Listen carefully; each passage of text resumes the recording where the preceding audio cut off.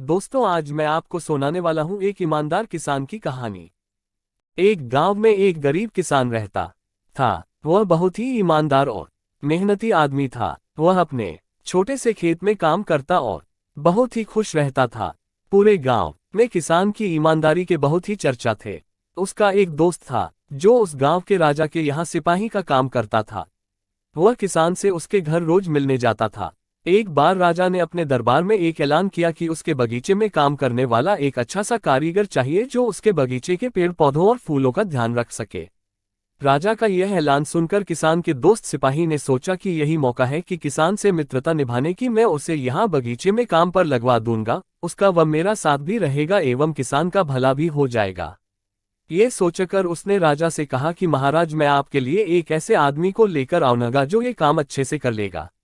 सभी राजा ने उस सिपाही को आदेश दिया कि जाओ, कल से ही बगीचे में काम करने के लिए कह दो।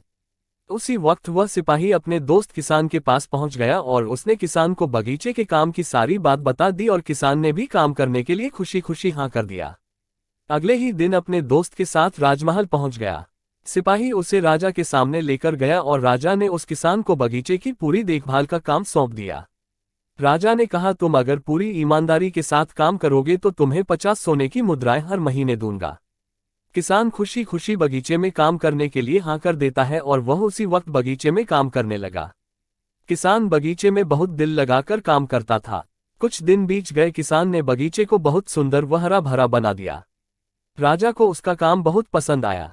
एक दिन किसान बगीचे में कुछ खुदाई कर रहा था तो उसने जमीन के नीचे कुछ महसूस किया। तो उसने खुदाई की तो देखा वहां नीचे एक बड़ी सी संदूक थी। किसान ने वह संदूक बाहर निकाला और खोला तो क्या देखा, वह सोने और चांदी से भरी हुई थी। ये देखकर किसान बहुत खुश हुआ और अपनी ईमानदारी दिखाते हुए राजा के पास पहुंचा। राजा किसान की ईमानदारी देखकर बहुत खुश हुआ और उसके साथ वहां गया जहां किसान ने खजाना निकाला था। राजा ने देखा तो कहा, ये खजाना तो हमारे पुरखों का है, हम कई वर्षों से इसे खोज रहे थे। खजाना देख राजा बहुत ही खुश हो जाता है। राजा अगले दिन किसान को पूछता है, तुम्हें क्या इनाम चाहिए? किसान बोला, मालिक मुझे कुछ नहीं चाहिए, मेरे पास जो भी है मैं उसी में खुश हूँ।